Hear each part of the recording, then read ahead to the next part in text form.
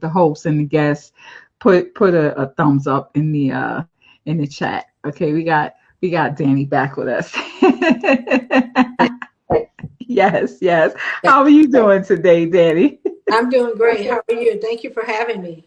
I'm doing awesome. That's great. Yes, thank you for being a guest on the show. Tell us something about yourself and tell us your purpose for participating in the anthology Moms Moments for Moms. Yes, so I am Danny Nicole.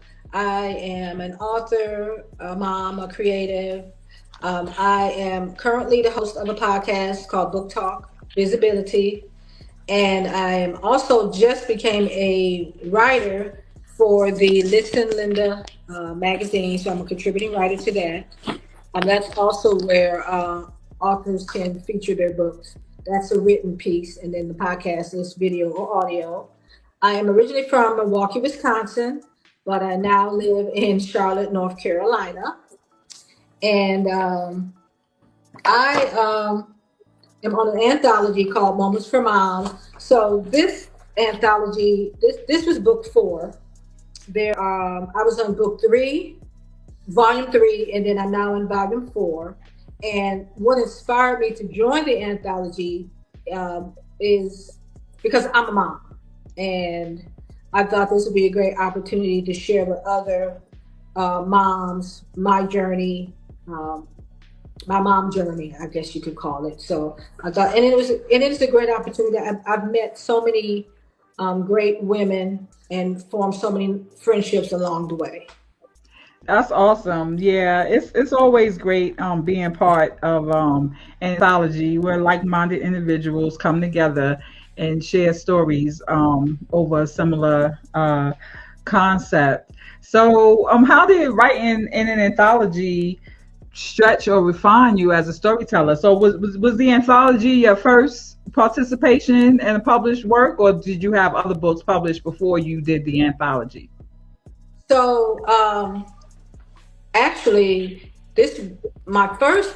So my first anthology was back in 2013 at my former church. About 20 members. We did a daily devotional, 365-day daily devotional. So that was actually my first anthology. But my first published single novel is the fiction book called Entangled with Deceit that I published solely in 2024. Okay, what's the genre for that book? So the genre for that book is romance.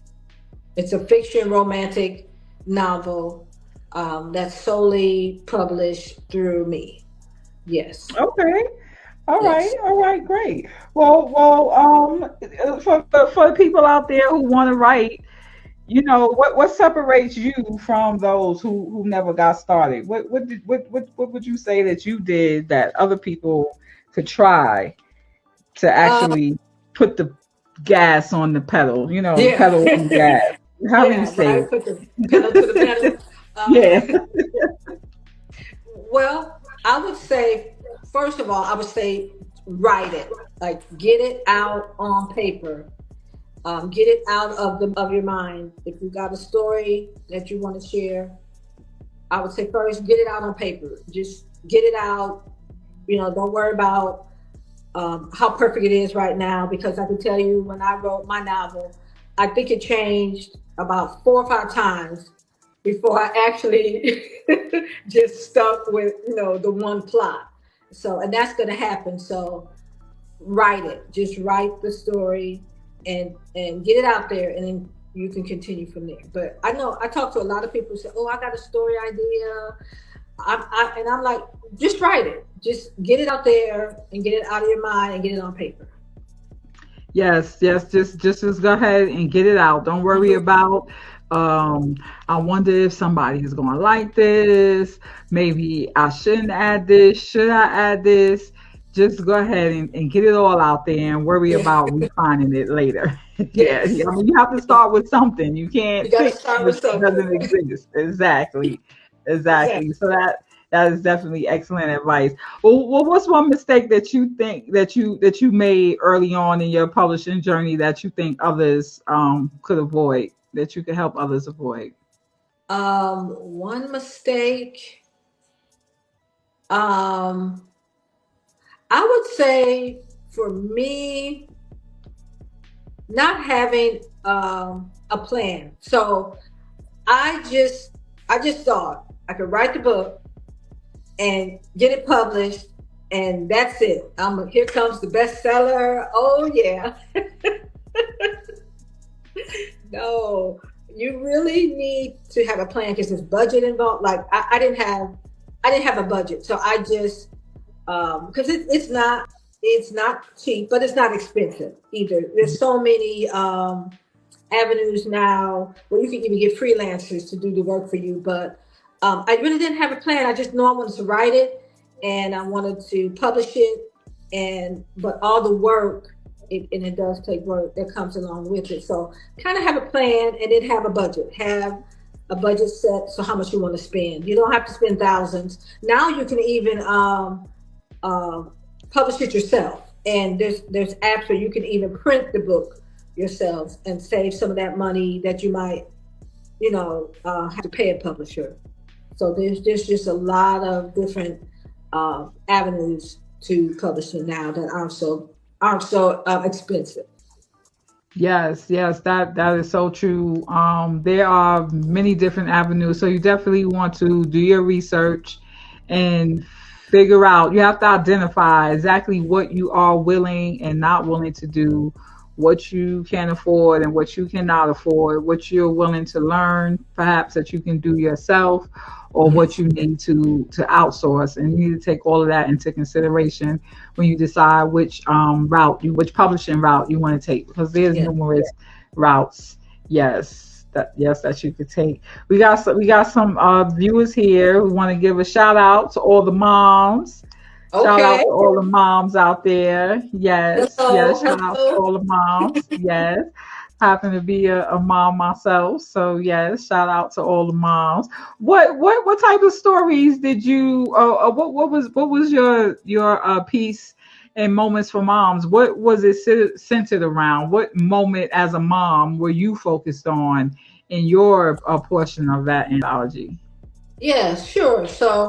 Um, so the title of my chapter is "Walking Through the Storm with Joy and Resilience." So that was the title of my chapter, and I took the scripture because I am a woman of faith. I'm a woman that believes in God, and the scripture I chose for to kind of start off the chapter was from Romans 8:28. We know that all things that in all things God works for the good of those who love Him and who have been called according to His purpose. So that was the lead on with that chapter, and basically I wanted to just share it with moms to moving in your God given purpose, and because as a mom, it's not easy. New moms, moms that have more than one child, or just being a mom, it takes a lot of um it takes a lot of strength with children, whether it's one children or 10. I mean, it's still um it still just takes a lot of faith, a lot of prayer, a lot of trusting God. But I feel like God has blessed me with children, and I want to be a good steward over the children that God has provided for me. So it's important in this chapter that I did share, though, that I'm not perfect, and I've had my times where I just went to God like I don't know what I'm going to do. Like I really need your help right now. Raising the child or finding resources for my children, and it's a journey. It's a journey. I think when they're adults, you still are, still praying, for your children, even when they're adults. So I wanted to, Yes. doing an anthology bring out a lot of my vulnerability because as a fiction writer, I can make up stories like all day. The characters did this and the characters did that. But when I had to share my story and be a little vulnerable, at first I was hesitant because I'm like, people are going to know what I've been through, but my story is someone can relate. And I Right. said, I'm going to share my story because this is for someone who's a mom and they can definitely relate to what I'm saying. Most definitely. Yes, there's always someone out there who can relate to your story. So don't hesitate from writing your story with the preconceived notion that no one is going to like it, no one is going to read it, no one is going to get something out of it. There's somebody out there who is going to be able to relate to your story. That is definitely true. And if you can reach just one person and Right. help change the life of just one person, that's better than none. Yeah, absolutely. Yes, Absolutely. most definitely, most definitely. So you were in volume 3 and volume 4. What about what made you decide to show up for volume 4 after you Um, did volume 3? yeah, yeah. That's a good question. So I think because I really enjoyed the sisterhood that I formed in volume 3, and I wanted to continue to be a part of that. We just had our second conference last weekend, as a matter of fact, in Williamsburg, Virginia, and it was really nice for us to all, because we're all in different states and we communicate online. So it was nice to see the ladies again last weekend and new ladies that joined Volume 4, and so I wanted to be around those women again and share in the joys of motherhood and hear their stories. And it's like we were on a girls trip, like we had to catch up. And well, what were you doing last year this time when we first met? So it was really nice to see everyone and to be back doing the stories with them as well. So That's awesome. Yeah. So what's the range of moms that participate in anthology? Does it range from like new mothers all the way to empty nesters, or what's the range of the moms who participated? yes, actually it is. That's good. It is. There's new moms. Like you said, there's moms who are empty nesters. Um, I'm a mom that so I have 3 children, but my older two when I had them when I was younger. So that experience in my 20s was different from my last son who I had when I was in my 30s. So, and then we all talk about, okay, yeah, I have a child that's that age, and oh, I'm new to motherhood. What can I take from the ones who have already raised a couple of children already? So it's nice to have that variety, uh, like you were saying, women, new moms that children have gone on, and our adults.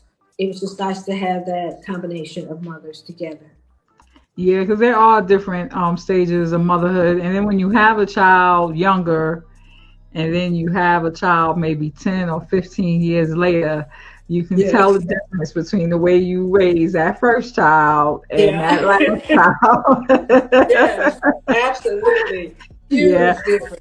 yeah, Huge difference. the kids can tell the difference too. Just Oh, FYI, I have 4 boys, and they're spread 10 years apart between the four of them. And yeah, there were some things that the younger ones, my older ones, were like, "Oh, Ma, you wouldn't have let us do that. How did you get away with yes. that?" I mean, Yes. I remember one time something happened. They like came down on me hard, like, "Oh my goodness, I can't believe you let him do that." Got to the point where I would tell him, "All right, don't mention this to your brothers." Yes. Absolutely. Oh Don't my mention it. goodness, throw the beans right there. Yeah. Absolutely. That is so true. So But true. I mean, as we grow, we learn, we live, we know We what we learn. did, We live and we we know learn. that we need to do differently the next time. That's all. That's That's what it comes right. down to. Yeah. It's all we're learning. We're We're learning. learning, constantly growing, and you never stop being a parent. Let's see here. Oh, Jesus says, as a son, it's safe to say y'all moms have similar stories, good, bad, and indifferent. Yes, Yes. yes. No love like mom. That is definitely true. Definitely true. Shout out to all the sons out there. Yes. Yes. Well, you like mom. Yes, yes. Do you have boys and girls, or what's your mix Yeah. of children? Yeah. So my oldest, I have one girl. So my daughter is the oldest, and then Hmm. I have two sons.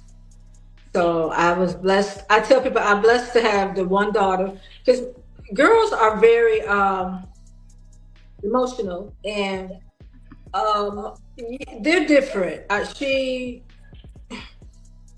not they're just she's extra too. I'm sorry, girls, because I'm a girl. So Hmm. she just had a very strong personality um, versus her boys, her brothers. I'm sorry. So yes, I was blessed just one girl. That's my oldest, and then I had the two boys. So it's three. But they're my older two are 15 years apart from my youngest. Mm, okay. Oh wow. So that's a big difference. Oh yeah. Yes, So you know exactly what I'm talking about. yes, 15 years is a big difference between what yes, happened when one was 5 and when the other one was 5 and one was 15 yes. and when the next one turned 15. Yes, Big yes. difference. So Yes. when you said they say, well, you didn't do that when we were. I was different then. Things were It was different then. different. It was a different time. Yeah. Not that answer is gonna fly, but yeah. Yeah, yeah. Right, right. It was a different time. Come on. It was a different time. Yes, things are Absolutely. all different. Well, you mentioned your podcast, the Book Talk podcast. Tell us about that. Yes. So I have a podcast. It's on YouTube and Spotify, Amazon Music, and iHeartRadio. Um, and it's called Book Talk Author Visibility Podcast. And that podcast is for authors. If you're a new author, just published a book, um, not sure, you're asking yourself, okay, what's the next step? Well, you want some visibility. So